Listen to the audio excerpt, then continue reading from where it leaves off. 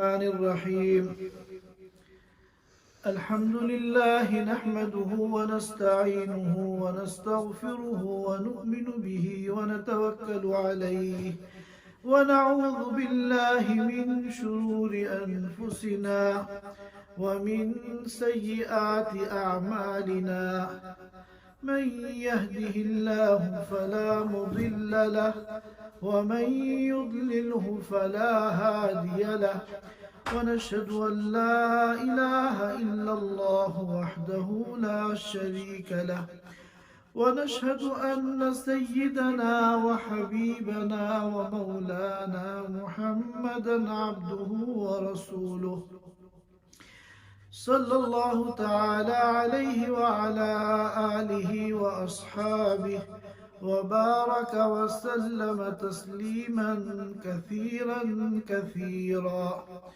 أما بعد فأعوذ بالله من الشيطان الرجيم يوفون بالنذر ويخافون يوما كان شره مستطيرا ويطعمون الطعام على حبه مسكينا ويتيما وأسيرا إنما نطعمكم لوجه الله لا نريد منكم جزاء ولا شكورا إنا نخاف من ربنا يوما عبوسا قمطريرا فوقاهم الله شر ذلك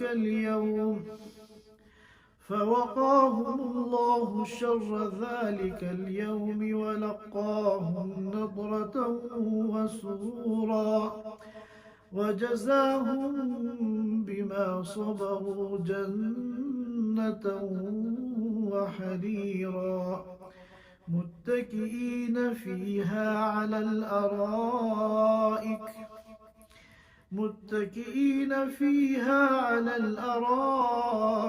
لا يرون فيها شمسا ولا زمهريرا صدق اللہ العظیم۔ حضرات سامعین کرام، پچھلے ہفتے ہم نے سورۃ الانسان کی تفسیر شروع کی تھی، جس کا دوسرا نام سورۃ الدہر بھی ہے، اور ابتدائی 6 آیتوں پر ہم لوگوں نے بات کی تھی۔ آج میں نے آپ حضرات کے سامنے آیت نمبر 7 سے آیت نمبر 13 تک یہ 7 اس سورت کی آیات مبارکہ تلاوت کی ہیں۔ انشاءاللہ آج کی اس مجلس میں ہم ان مبارک آیات کے ترجمے اور مفہوم کو سمجھنے کی کوشش کریں گے۔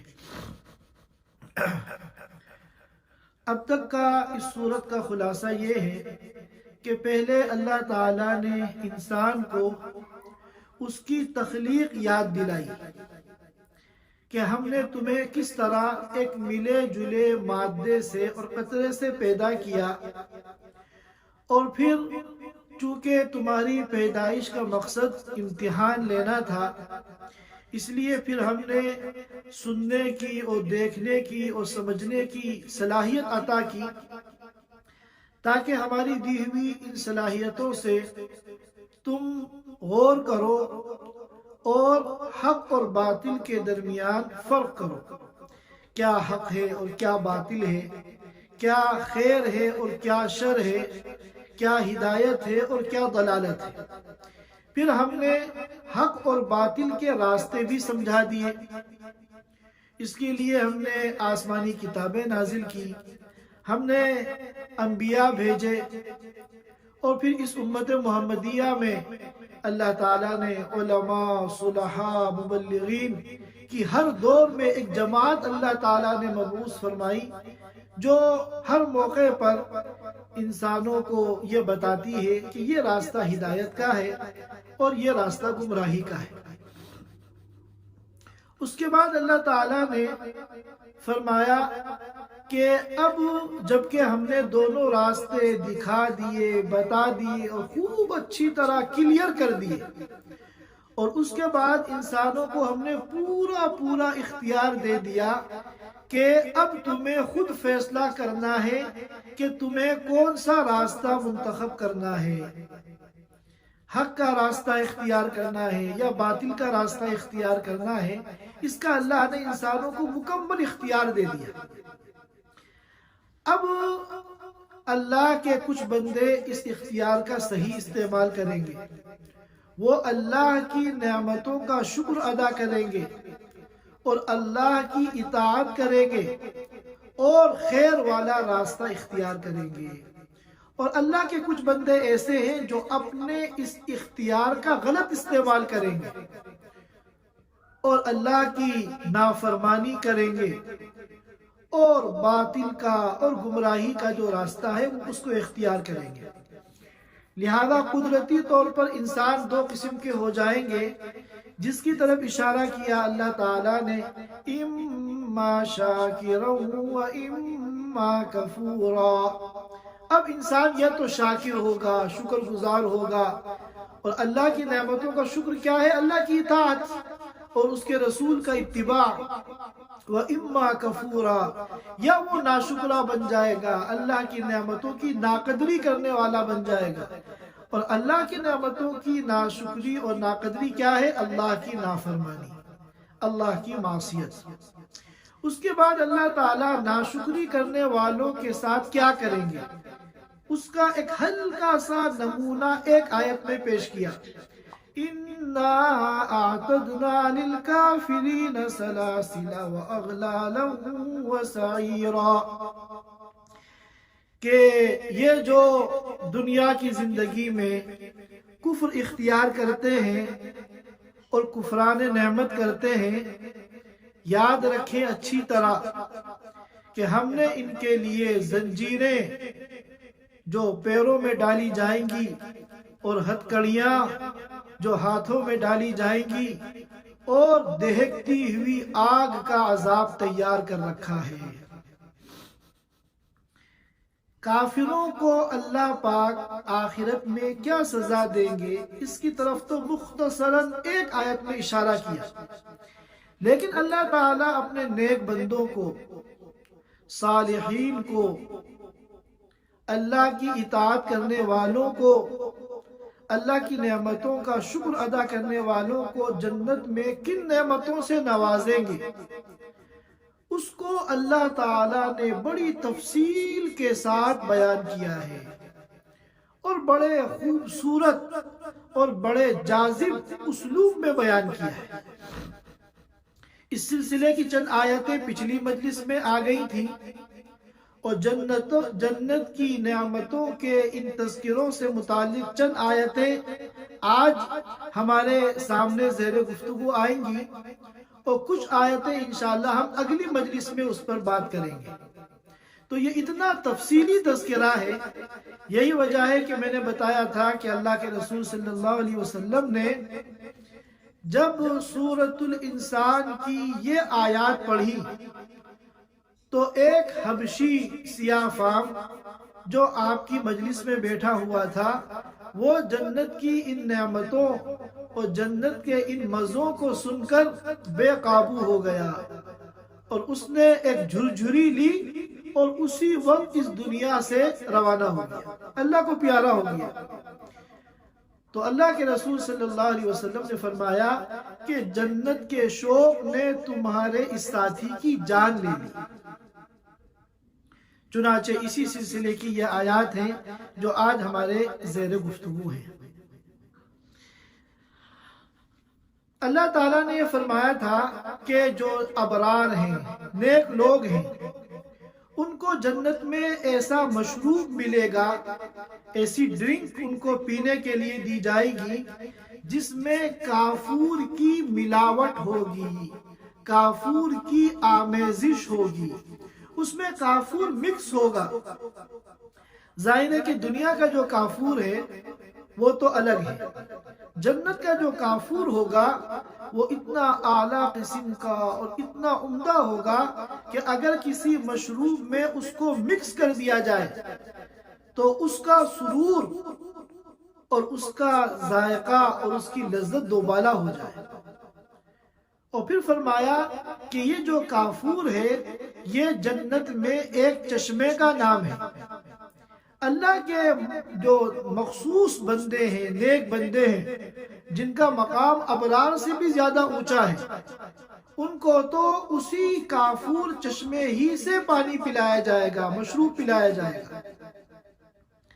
اب سوال یہ پیدا ہوتا ہے کہ یہ جو ابرار ہیں اور یہ جو عباد اللہ ہیں، عین یشرب بها عباد اللہ، یہ جو اللہ کے مخصوص بندے ہیں، آخر دنیا میں ان کے ایسے کون سے اعمال ہیں جن کی وجہ سے آخرت میں ان کا اتنا بڑا اعزاز ہوگا اور اتنی اعلیٰ قسم کی نعمتیں اور مشروبات ان کو دیے جائیں گے؟ تو اب یہاں اللہ تعالیٰ نے چند ان کاموں کا تذکرہ کیا ہے۔ چنانچہ آج کی سب سے پہلی آیت ہے، اللہ تعالیٰ فرماتے ہیں یوفون بالنذر ویخافون یوما کان شرہ مستطیرا۔ ہم پہلے ان آیات کا ایک مرتبہ سرسری ترجمہ سن لیتے ہیں اور پھر انشاءاللہ اس کے مفہوم پر ہم بات کریں گے۔ یوفون بالنذر، اوفا یوفی ایفاء کے معنی آتے ہیں کسی کام کو پورا کرنا، کسی وعدے کو، کسی عہد کو، کسی ایگریمنٹ کو پورا کرنا۔ اور نذر کے معنی نذر، منت ماننا، نظر ماننا۔ ہم کہتے ہیں میں نے نظر مانی ہے کہ میرا اگر فلاں کام ہو گیا تو میں فلاں نیک کام کروں گا، مثلا 100 ریال صدقہ کروں گا، یا 10 رکعت نفل نماز پڑھوں گا، یا 3 دن کے روزے رکھوں گا، کوئی بھی ہم نظر مان سکتے ہیں۔ تو یہ نیک لوگ اور اللہ کے مخصوص بندے یہ دنیا میں کیا کرتے تھے؟ یوفون بالنذر، اگر انہوں نے نظر مانی ہے تو اس کو پورا کرتے تھے۔ وَيَخَافُونَ يَوْمًا كَانَ شَرُّهُ مُسْتَطِيرًا، اور یہ دنیا میں اس دن سے ڈرتے تھے کہ جس کا شر اور جس کے برے اثرات اور جس کی ہولناکیاں مستطیرا ہر طرف پھیلی ہوئی ہوں گی۔ مراد ظاہر ہے کہ اس سے قیامت کا دن ہے۔ وَيُطْعِمُونَ الطَّعَامَ عَلَى حُبِّهِ مِسْكِينًا وَيَتِيمًا وَأَسِيرًا، اور دنیا میں یہ لوگ کیا کرتے تھے؟ اور کھانا کھلاتے تھے، عَلَى حُبِّهِ، کھانے کی رغبت، ضرورت اور خواہش کے باوجود۔ کن کو؟ مسکینوں کو، یتیموں کو اور قیدیوں کو۔ انما نطعمکم لوجہ اللہ لا نرید منکم جزاء ولا شکورا، اور وہ یہ کہتے تھے کہ ہم تم کو کھلا رہے ہیں لوجہ اللہ، اللہ کی رضا کے لیے، اللہ کو راضی کرنے کے لیے، اللہ کو خوش کرنے کے لیے۔ لا نرید منکم جزاء ولا شکورا، ہمیں تم سے نہ کوئی بدلہ چاہیے اور نہ ہمیں تم سے شکر گزاری چاہیے۔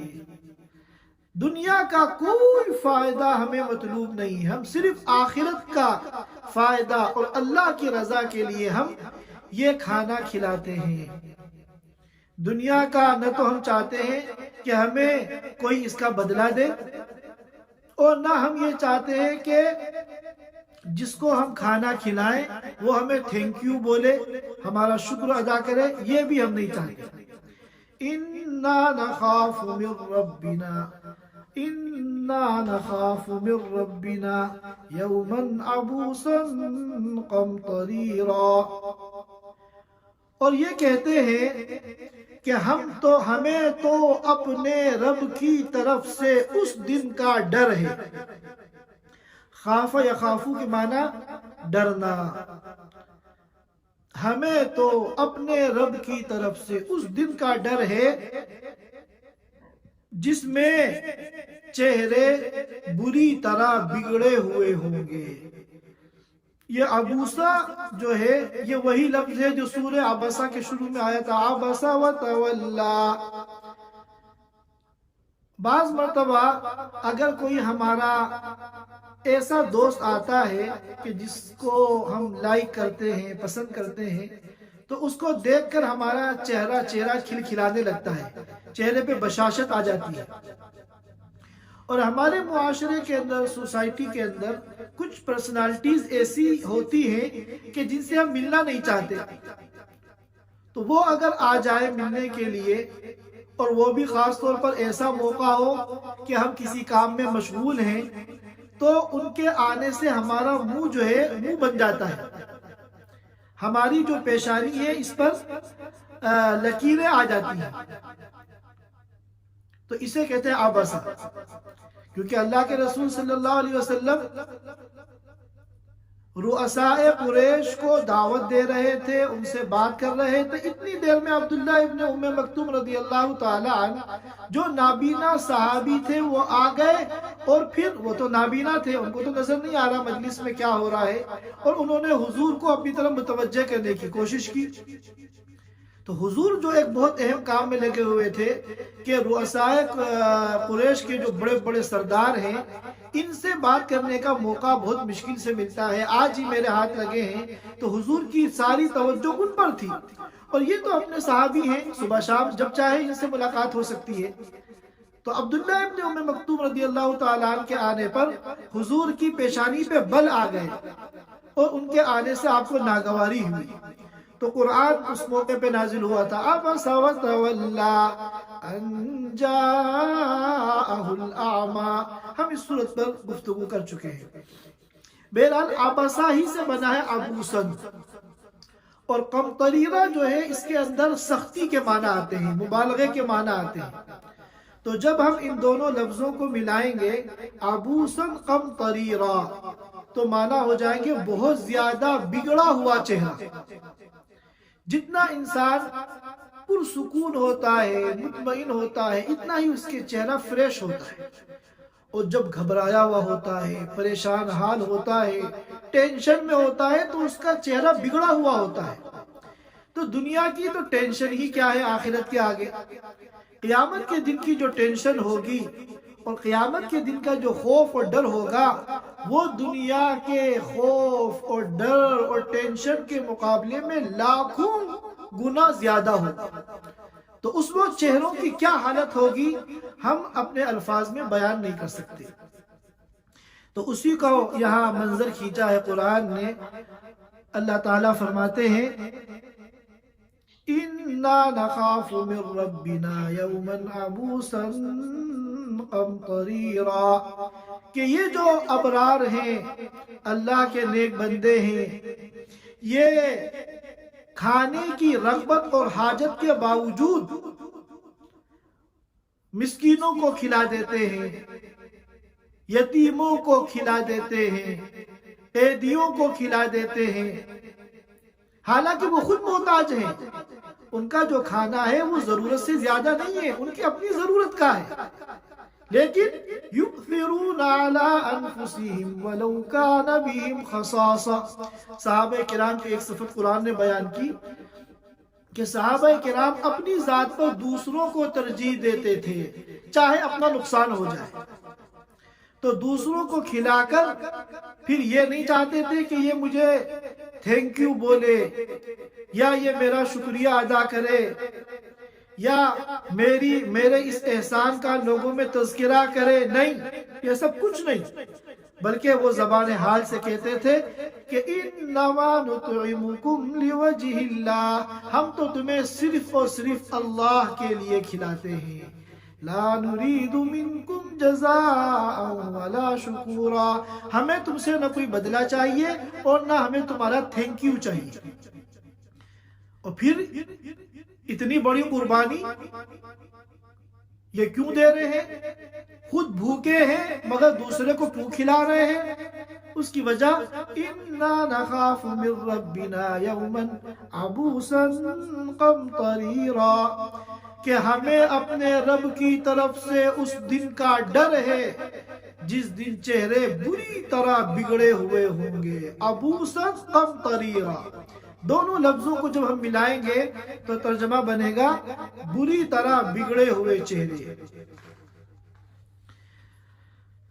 چنانچہ اللہ فرماتے ہیں فَوَقَاهُمُ اللَّهُ شَرَّ ذَلِكَ الْيَوْمِ، کہ چنانچہ اللہ نے ان کی حفاظت کی اس دن کے شر سے.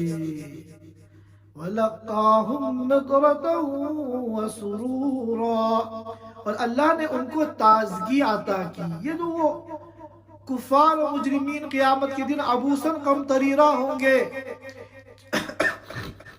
ان کے چہرے پہ ہوائیاں اڑی ہوئی ہوں گی، وہیں پر یہ لوگ جو آخرت کے ڈر سے دنیا میں نیک کام اللہ کی رضا کے لیے کرتے تھے، ان کو اللہ کیا عطا فرمائیں گے؟ وَلَقَّاهُمْ نَضْرَةً وَسُرُورًا، اللہ تعالیٰ ان کو تازگی عطا کریں گے، ان کے چہرے پہ فریشنس ہوگی. وَسُرُورًا، اور خوشی عطا کریں گے. نسأل اللہ تعالی ان یجعلنا منہم. اور پھر فرمایا وَجَزَاهُمْ بِمَا صَبَرُوا جَنَّةً وَحَرِيرًا، اور ان کے صبر کی وجہ سے اللہ ان کو بدلے میں جنت دیں گے اور ریشم دیں گے. دیکھیے انسان کو یہی تین چیزیں چاہیے ہوتی ہیں: اچھا سے اچھا پہننے کو مل جائے، اور اچھا سے اچھا کھانے کو مل جائے، اور اچھا سے اچھی اس کو رہائش رہنے کی جگہ مل جائے. تو کھانے کو تو کیا ملے گا؟ اس سے پہلے اس کو بیان کیا گیا ان الابرار یشربون من کأس کان مزاجها کافورا عینا یشرب بها عباد اللہ یفجرونها تفجیرا. کھانے کو تو ایسے ایسے مشروبات ملیں گے، اور پہننے کو حریر ریشم، اور رہنے کے لیے جنت. تو ساری خواہشات اعلیٰ کوالٹی کے ساتھ اللہ تعالیٰ ان لوگوں کی وہاں پوری کریں گے. وَجَزَاهُمْ بِمَا صَبَرُوا جَنَّةً وَحَرِيرًا، اور اللہ ان کے صبر کے بدلے میں، دیکھیے صبر کی تین قسمیں ہیں: صبر علی العبادت، صبر علی ترک المعصیت، اور صبر علی المصائب. نیک کاموں میں اور عبادتوں کو کرنا اور اب شیطان کے وسوسے بہکانے کے باوجود اپنے کو عبادت پر جمانا، یہ بھی ایک صبر ہے. اور گناہوں سے بچنا، یہ بھی ایک صبر ہے. گناہوں کا جی چاہ رہا ہے، شیطان جو ہے گناہ کا شوق دل میں پیدا کر رہا ہے، مگر ہم اللہ کی رضا کے لیے اپنے نفس کو کنٹرول کیے ہوئے ہیں، روکے ہوئے ہیں، یہ بھی صبر ہے. صبر علی ترک المعصیہ. اور مصیبتیں آ رہی ہیں، پریشانیاں آ رہی ہیں، بیماریاں آ رہی ہیں، حالات آ رہے ہیں، بندہ اس پر صبر کر رہا ہے کہ اللہ تیرا جو بھی فیصلہ ہے میرے بارے میں مجھے وہ قبول ہے. رضینا قسمت الجبار فینا، ہمیں اللہ کی جو تقسیم ہے ہمارے حق میں جو اللہ نے مقدر کیا ہے ہم اس پہ راضی ہیں. تو یہ بھی صبر ہے. تو ان تمام قسم کے صبر کے بدلے میں اللہ قیامت میں کیا دیں گے؟ رہنے کے لیے تو جنت، اور پہننے کے لیے حریر ریشم. متکئین فیہا علی الارائک، جنت میں کیسے کیسے آرام دہ صوفے ہوں گے، مسندیں ہوں گی. متکئین، اتکا یتکئ، اتکان کے معنی آتے ٹیک لگانا. وہ ٹیک لگائے ہوئے ہوں گے جنت میں علی الارائی، اونچی مسندوں میں، اونچی اور آرام دہ مسندوں میں. لا يرون فيها شمسا ولا زمهريرا، نہیں دیکھیں گے وہ، نہیں پائیں گے وہ جنت کے اندر نہ تو دھوپ کی تپش، वला ज़महरीरा, और न कड़ाके की ठंडक। वहां का जो मौसम होगा वो मुअतदिल होगा। ये इन आयात का तर्जमा है। और अब हम चंद तफसीरी मज़ामीन समझ लेते हैं। अल्लाह ताला फरमाते हैं यूफून बिन नज़र, ये जो अबरार हैं और ये जो इबादुल्लाह हैं जिनको अल्लाह पाक जन्नत में अपनी नेमतों से नवाजेंगे, दुनिया में ये हुकूकुल्लाह भी पूरे करते थे और हुकूकुल इबाद का भी एहतिमाम करते थे। यूफून बिन नज़री के अंदर हुकूकुल्लाह बयान किए गए हैं। क्यों? इसलिए कि नजर किसे कहते हैं? नजर कहते हैं उस नेक काम को जो बंदे के ऊपर वाजिब नहीं था, नजर के जरिए उसने अपने ऊपर उसको वाजिब कर लिया। देखिए, अगर हम नजर मानते हैं किसी ऐसे काम की जो फर्ज है या वाजिब है, तो फिर तो वो नजर लग़्व है, यानी वो नजर जो है कल आदम है, गैर मोतबर है। जैसे किसी ने नजर मानी कि अगर मेरा फला काम हो गया तो मैं मगरिब की नमाज पढ़ूंगा, तो मगरिब की नमाज तो उसको वैसे ही पढ़नी है, चाहे काम हो या ना हो, वो तो फर्ज है। तो ये नजर तो है कल आदम, इसका कोई एतबार नहीं, ये लग़्व है। और एक नजर होती है मिसाल के तौर पर क्या कि गुनाह की। किसी बेवकूफ ने, किसी सरफिरे ने अगर ये कहा कि अगर मेरा फला काम हो गया तो मैं शराब पीऊंगा या मैं चोरी करूंगा, किसी गुनाह की नजर मान ली, तो अब इस नजर को पूरा न करना इसके ऊपर वाजिब है। इसको चाहिए कि कसम का जो कफारा है वो कफारा अदा करे और इस नजर को पूरा न करे, क्योंकि ये मासियत और गुनाह है। हाँ, अगर ऐसे काम की नजर मानी जो फी नफ्सी ही नेक काम है, इबादत है, लेकिन वो उस पर वाजिब नहीं है, तो अब नजर अगर इसकी पूरी हो जाएगी तो ये काम इस पर वाजिब हो जाएगा। किसी ने कहा कि अगर मेरा फला काम हो गया, अगर मेरी फला जगह जॉब लग गई या मेरी फला जगह तरक्की हो गई, तो मैं 3 दिन के रोजे रखूंगा। तो अब ये रोजे 3 दिन के नफिल थे, वाजिब नहीं थे। अब अगर इसका वो काम बन गया तो अब ये 3 दिन के रोजे इसके ऊपर वाजिब हो गए। किसी ने कहा कि मेरा अगर फला काम हो गया तो मैं 10 रकत नफिल नमाज पढ़ूंगा, तो अब वो 10 रकत नमाज तो नफिल थी, वाजिब नहीं थी, लेकिन अगर वो काम हो गया तो अब 10 रकात पढ़ना इसके ऊपर वाजिब हो गया। तो ये जो नजर होती है, ये इंसान एक ऐसे नेक काम को जो उस पर वाजिब नहीं था वो नजर के लिए वाजिब कर लेता है। तो जाहिर है कि अपनी तरफ से वाजिब किए हुए काम को जब ये पूरा कर रहा है तो वो तमाम इबादतें जो अल्लाह ने वाजिब की हैं, रोजाना 5 नमाजें, सालाना ज़कात, रमजान के महीने के रोजे और इसके अलावा दीगर जो वाजिबात और फराइज हैं, उनको वो बदरजे ओला पूरा करेगा। तो मालूम हुआ यूफून बिन नजरी में सारे इबादत आ गए। और फिर हुकूकुल इबाद का भी वो एहतिमाम करेगा। उसके बाद फरमाया था वयखाफून यौमन कान शर्रुहु मुस्ततीरा, कि ये लोग उस दिन से डरते थे कि जिस दिन का जो शर है, होलनाकी है, खौफ है, दहशत है, वहशत है, वो सारी जगह फैली हुई होगी, मुस्ततीर। तो मालूम हुआ कि आखिरत का खौफ, आखिरत से डरना, ये भी इंसान की कामयाबी के लिए जरूरी है।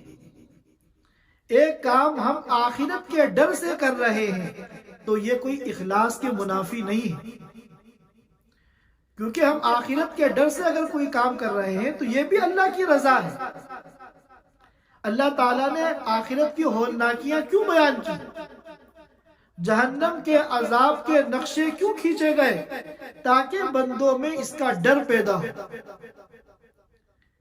और दुनिया में जो आखिरत से डरेगा, अल्लाह ताला आखिरत में उसका खौफ खत्म कर देंगे। क्योंकि हदीस पाक में आता है कि अल्लाह ताला एक बंदे पर 2 खौफ اور 2 امن جمع نہیں فرمائیں گے۔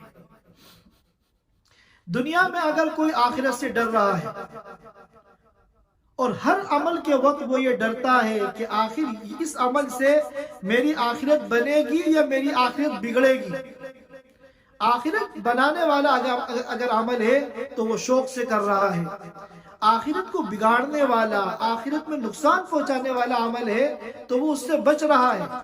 تو دنیا میں جو ڈر ڈر کے زندگی گزارے گا، ہر موقع پر آخرت سے ڈرے گا، اللہ کے عذاب سے ڈرے گا، تو اللہ تعالیٰ پھر آخرت میں اس کو امن عطا فرمائیں گے، وہاں اس کو کوئی خوف نہیں ہوگا۔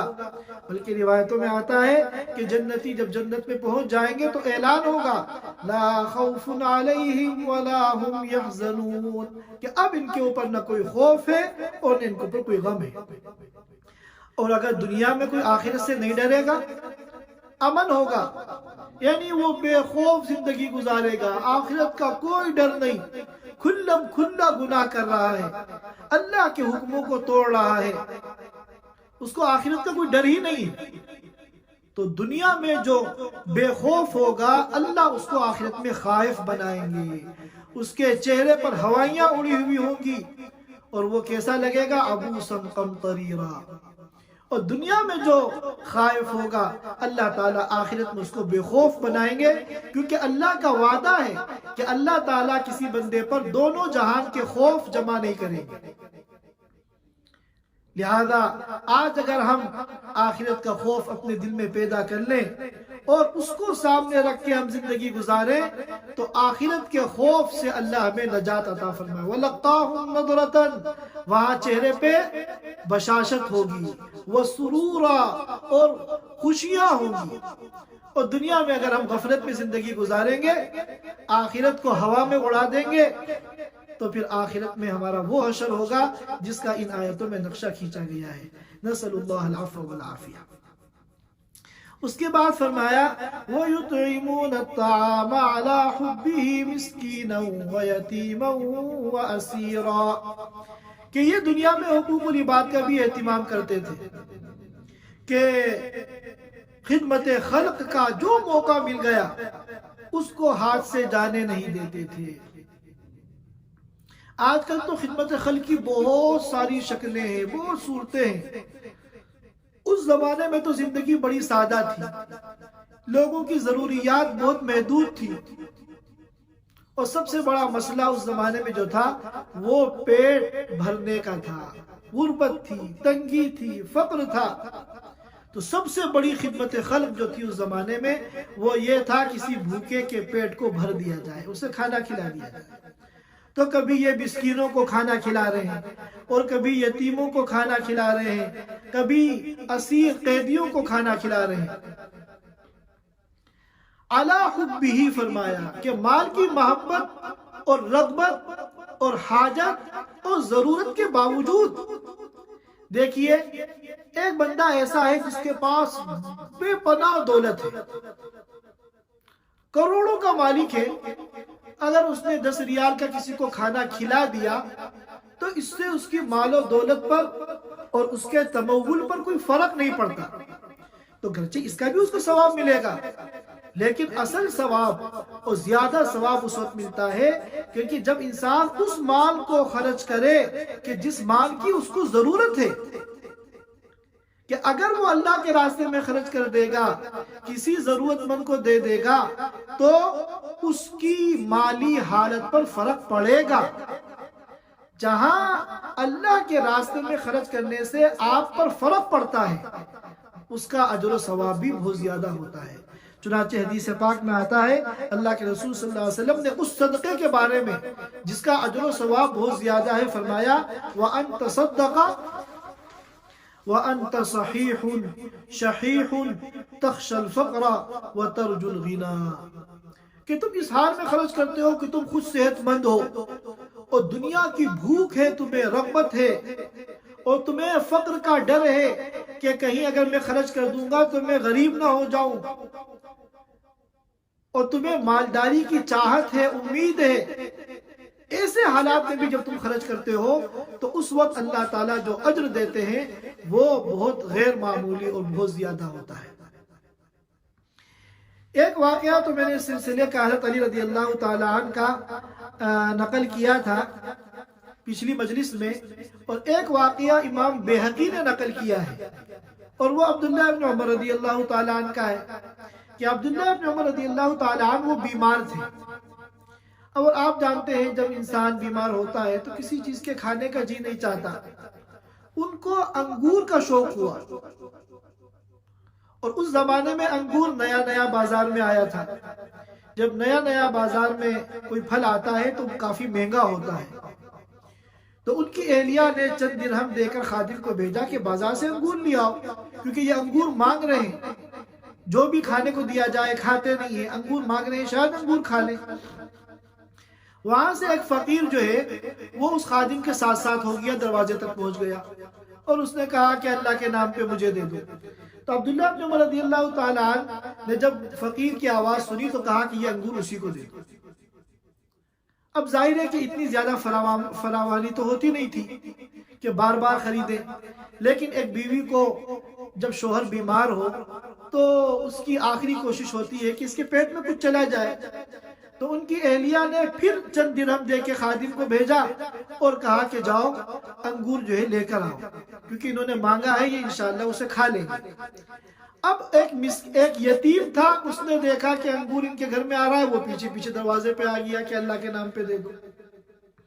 عبداللہ بن عمر رضی اللہ تعالیٰ عنہ نے جب اس کی آواز سنی تو رغبت اور خواہش کے باوجود انہوں نے کہا کہ نہیں، انگور اس کو دے دو، چنانچہ وہ انگور بھی اس کو دے دیا گیا۔ پھر انہوں نے چند درہم دے کے خادم کو بھیجا۔ اب ایک قیدی جو ہے وہ دروازے پہ آ گیا کہ مجھے اللہ کے نام پہ دے دو، تو انہوں نے وہ تیسرا انگور بھی اس قیدی کو دے دیا۔ تو یہ ہے وَيُطْعِمُونَ الطَّعَامَ عَلَىٰ حُبِّهِ، کہ یہ ایسا نہیں ہے کہ کھانا بچ گیا ہے، زائد ہے، اگر کسی کو نہیں دیں گے تو پھینکے گا، نہیں، یہ ان کے اس کھانے کی محبت ان کے دل میں ہے، حاجت ان کے دل میں ہے، اس کھانے کی خواہش ان کے دل میں ہے، اس کے باوجود اگر کسی نے مانگ لیا ضرورت مند نے تو یہ اس کو کھلا دیتے ہیں۔ یہی وہ صحابہ کی صفت ہے جس کو قرآن بیان کرتا ہے یؤثرون علی انفسہم ولو کان بہم خصاصہ۔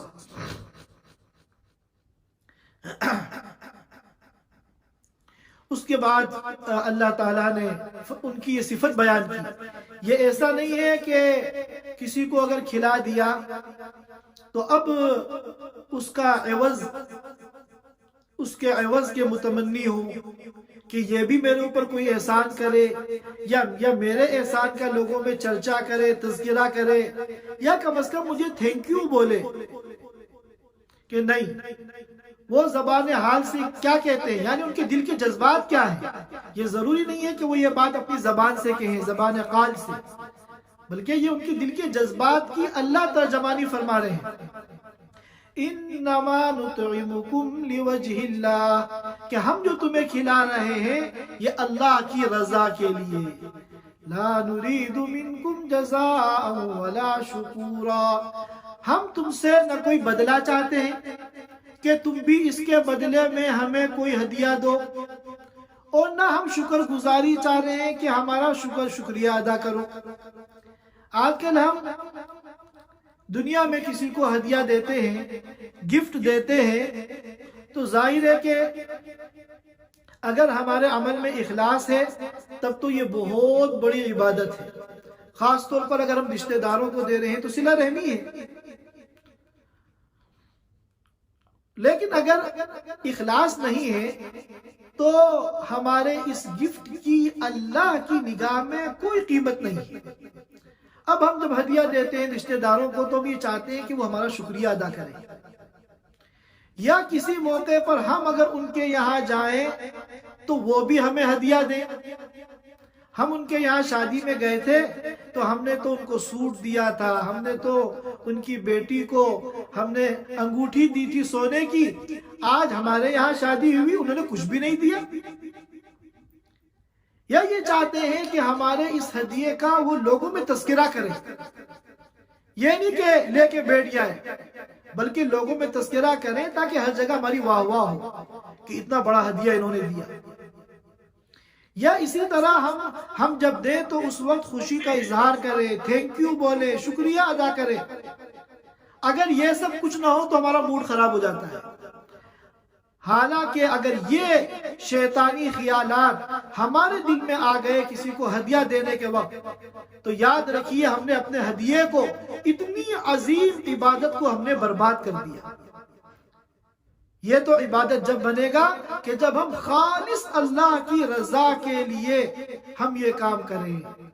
علامہ ابن تیمیہ رحمۃ اللہ علیہ نے تو یہاں تک فرمایا کہ کسی کو ہدیہ دینے کے بعد اگر اس سے یہ بھی کہہ دیا کہ تم میرے لیے دعا کرنا، تو یہ بھی اس نے گویا کہ معاوضہ مانگ لیا، یہ بھی کمال اخلاص کے خلاف۔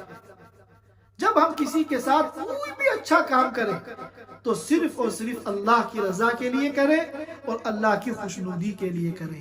دنیا کی یہ معمولی معمولی باتیں کہ وہ بھی ہمیں دیں یا وہ ہمارے اس ہدیے کا اور ہمارے اس احسان کا تذکرہ کریں یا وہ ہمارے شکر گزار بنے، یہ ساری انتہائی چھچوری حرکتیں ہیں اور یہ شیطانی خیالات ہیں جو ہمارے عظیم ترین عمل کو اور وہ عبادت جو آخرت میں ہمارا بیڑا پار کرا سکتی ہے، ہماری اس عبادت کو ضائع کرنے والی چیزیں ہیں۔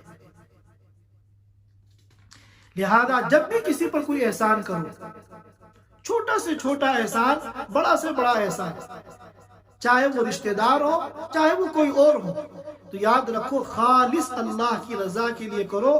دنیا کا معمولی سا بھی کوئی فائدہ، کوئی غرض ہماری اس کے ساتھ جڑی ہوئی نہ ہو۔ یہاں رک کر ایک سوال ہے کہ یہ جو اطعام طعام کی بات آئی تھی کہ مسکینوں کو کھانا کھلاتے ہیں، یتیموں کو کھانا کھلاتے ہیں، قیدیوں کو کھانا کھلاتے ہیں، تو مسکینوں کو کھانا کھلانا سمجھ میں آتا ہے۔ ہر معاشرے میں، سوسائٹی میں کچھ مسکین ہوتے ہیں، غریب ہوتے ہیں، ان کو آپ کھانا کھلا سکتے ہیں۔ اسی طرح یتیموں کو کھانا کھلانا سمجھ میں آتا ہے، یتیم بھی ہوتے ہیں جگہ جگہ، انہیں آپ کھانا کھلا سکتے ہیں۔ لیکن قیدی کو آپ کھانا کیسے کھلائیں گے؟ قیدی جو ہوتا ہے وہ تو قید خانے میں ہوتا ہے، وہ تو جیل خانے میں ہوتا ہے، تو قیدی کو کھانا کھلانے کی کیا صورت ہے؟ اور خاص طور پہ یہ جو واقعات بیان کیے گئے، عبداللہ ابن عمر رضی اللہ تعالیٰ عنہ کا واقعہ، حضرت علی رضی اللہ تعالیٰ عنہ کا واقعہ، وہاں تو قیدی دروازے پہ آیا ہے جہاں انہوں نے اس کو کھلایا ہے، تو قیدی دروازے پہ کہاں سے آ گیا؟ تو جواب یہ ہے کہ اس کو سمجھنے کے لیے ہمیں 1400 سال پیچھے جانا پڑے گا۔ 1400 سال پہلے اس دور میں جو قیدی ہوتے تھے ان کے لیے کوئی اجتماعی کھانے کا جیل خانے میں انتظام نہیں ہوتا تھا، بلکہ قیدیوں کو اس زمانے میں انتہائی ذلیل کیا جاتا تھا۔ کھانا کھانے کے لیے بھی ان کے پیروں میں زنجیریں ڈال کر، ان کے ہاتھوں میں ہتھکڑیاں ڈال کر ان کو باہر لے کے جایا جاتا تھا کہ خود مانگ کے کھاؤ۔ اور ظاہر ہے کہ پیروں میں زنجیریں ہیں اور ہاتھ میں ہتھکڑی لگی ہوئی ہے اور پولیس کا آدمی ساتھ میں ہے، تو کہیں بھاگ تو سکتے نہیں، تو وہ انتہائی ذلت کے ساتھ لوگوں سے مانگتے تھے اور مانگ کے کھاتے تھے۔ اسلام نے جہاں ہر ایک کو عزت دی، اسلام نے وہاں قیدیوں کو بھی عزت دی۔ چنانچہ غزوہ بدر کے موقع پر جب قیدی لائے گئے تو اس زمانے میں وہاں پر مدینہ منورہ میں کوئی جیل خانہ نہیں تھا، کوئی جیل نہیں تھی کہ جہاں قیدیوں کو رکھا جاتا، تو قیدیوں کو تقسیم کر دیا گیا صحابہ کے گھروں میں، ان کے پیروں کو ہاتھوں کو باندھ کر صحابہ کے گھروں میں 2-2 4-4 قیدی رکھ دیے گئے۔ اور اللہ کے رسول صلی اللہ علیہ وسلم نے وہ تاریخی جملہ ارشاد فرمایا، اکرموا اسراکم، اپنے قیدیوں کا اکرام کرو، یہ بھی انسان ہیں، ان کی عزت نفس کا خیال کرو۔ چنانچہ تاریخ نے اپنی آنکھوں سے دیکھا کہ صحابہ کرام پہلے قیدیوں کو کھانا کھلاتے تھے، بعد میں خود کھانا کھاتے تھے۔ اور کتنے گھروں میں ایسا ہوا کہ دونوں کے کھانے کی گنجائش نہیں تھی، صحابہ نے قیدیوں کو، جو دشمن کے قیدی تھے، جو جنگ بدر میں قتال کے لیے ان کی گردن اڑانے کے لیے آئے تھے، ان کو کھانا کھلا دیا اور خود بھوکے رہ گئے۔ آج اس گئے گزرے دور میں ہم کتنے گئے گزرے ہوں، کتنے بڑے ہم گنہگار ہوں، مجرم ہوں، لیکن کچھ نہ کچھ اسلام کی رمق آج بھی باقی ہے۔ آج فلسطین میں جو حق اور باطل کا معرکہ گرم ہے، وہاں پر آپ اس کا مشاہدہ کر سکتے ہیں کہ فلسطینی مسلمانوں کی قید سے جب آزاد ہوتے ہیں اسرائیلی، تو اتنے وہ فریش ہوتے ہیں، ایسا لگتا ہے کہ وہ 5 اسٹار ہوٹل سے نکل کے آ رہے ہیں۔ اور جو فلسطینی ان کی قید سے نکل کر آتے ہیں، ان کو وہ دیکھنے کے قابل نہیں ہوتے، ان کے جسم کا کوئی حصہ ایسا نہیں ہوتا جو زخمی نہ ہو۔ یہ وہ اسلام کی خوبصورتی ہے کہ اسلام نے ہر ایک کو حق دیا ہے، ہر ایک کی عزت نفس کا خیال کیا ہے۔ اس دور میں غلام ہوتے تھے، وہ بھی آقا کے پابند ہوتے تھے، غلامی بھی ایسی ہوتی تھی جس میں انسان آزاد نہیں ہے، مگر غلاموں کے بھی حقوق دیے۔ اور آخری خطبہ جو اللہ کے رسول صلی اللہ علیہ وسلم کا تھا اپنی حیات مبارکہ میں، اس میں آپ نے نماز کے بعد جس چیز کی تاکید کی وہ کیا تھی کہ الصلاۃ وما ملکت ایمانکم، اے مسلمانوں نماز کا خیال کرنا، نماز کا اہتمام کرنا، وما ملکت ایمانکم، اور اپنے غلاموں کا خیال کرنا۔